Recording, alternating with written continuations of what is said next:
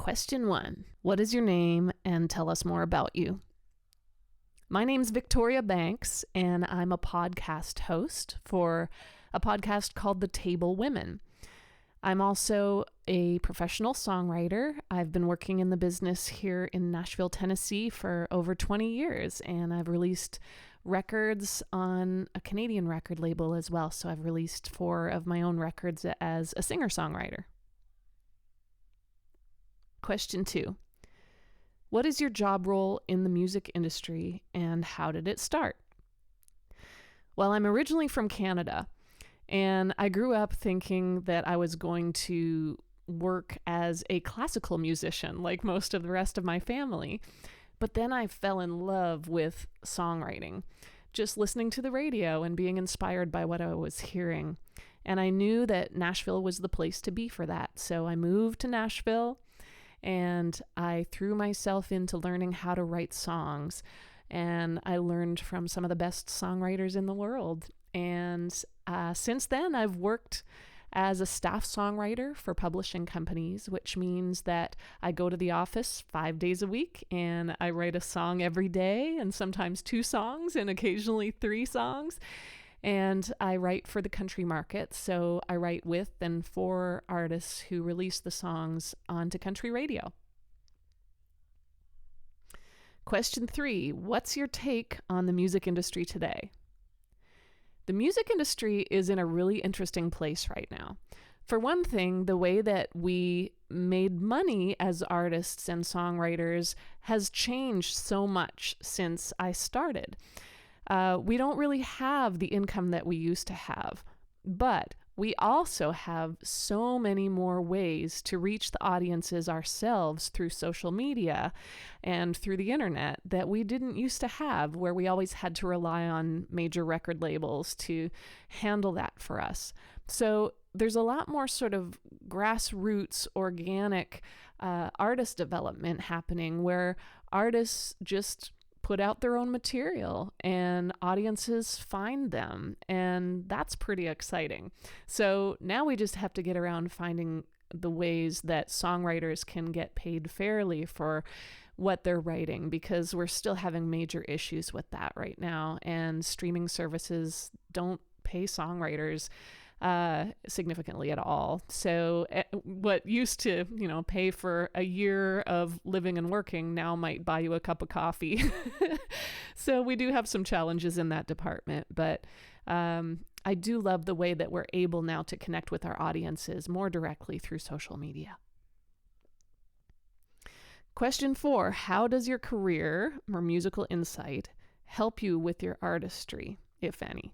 Well, this is a tough question. I mean, my career is really just a product of my artistry, I would say. I never thought of myself as a performer.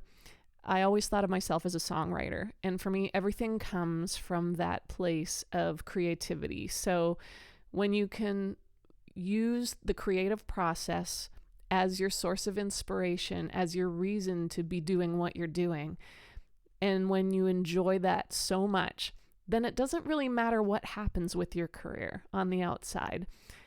Your music will find its way to where it needs to be, whether that's going to be heard by millions of people or whether that's going to be just heard by your family.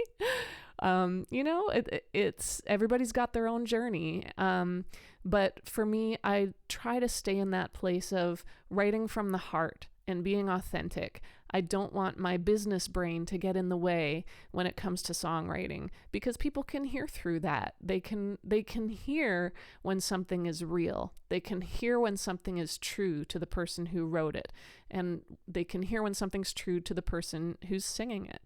And I think those are the kinds of songs that are the most impactful. And those are the kind of songs that I want to create. So I'm going to focus on that, and then just hope that that is something that will continue to find its way out into the world and do good things out there, and hopefully allow me to continue to live my dream and do music for a living.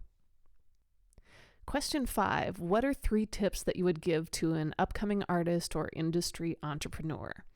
First, I would say that you should never underestimate the importance of network. who your relationships are. Almost without exception, everything good that will happen to you in your career will happen because of somebody that you know. And that means that, sure, it's important to be good at what you do. Absolutely. That's 50% of it. But the other 50% is going to be who you know. So you need to get out there. You need to start conversations. You need to put yourself in social situations around your career. And you need to be a little bit fearless about starting conversations with people that you don't know. And even when that's uncomfortable to you, just think of it as finding out who they are, getting them to talk about themselves, figuring out what they need that you can help them with. All of these things, that's how you start relationships and maintain them. So I think that's a really important aspect of being in the music industry, whether you're an artist or on the industry side. Also, I would say, you have to be yourself. You have to find a place in this industry that is very much about appearances a lot of the time and very much about what people think of you. You have to find a way to be authentic to who you are. Don't try to project something that you're not. Don't try to hold yourself in a place that you're not comfortable with in terms of the kind of music that you're working with or the kind of music that you're putting out there. You have to do it from the heart. It has to come from a place of authenticity or people are going to see through it. It's a really tough business and it's very hard to have the longevity that you need to have and the perseverance that you need to have if you're not doing it from a place of authenticity and really believing in what you're doing. I think my third point would be that you need to be very aware of your self-talk. So a lot of us in a creative business, and whether you're on the industry side, it's still the same thing. You have this dialogue with yourself about how well you're doing. As a songwriter, my dialogue can get very negative sometimes. I can say to myself, you suck. You're not going to think of anything. You're not going to be able to do this. It's really hard. How are you ever going to do it? There's a lot of people better than you.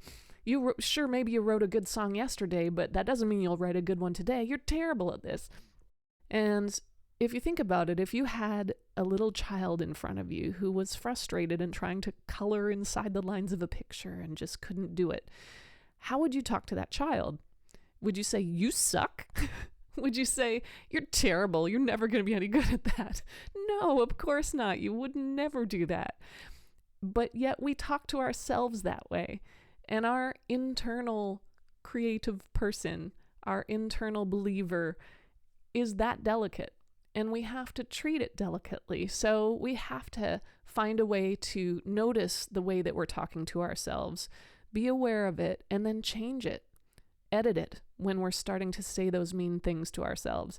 And instead of doing that, change it into something positive. Change it into something helpful and nurturing. Instead of, you suck, you can't do it, you can say, well, what do you need today? How can I help you do what you need to do? Do you need space? Do you need a walk? Do you need inspiration? What do you need? And so changing that dialogue is a really powerful and important thing to do. Question 6, what are my social media accounts? So my social media accounts are all linked to my website, which is victoriabanks.net.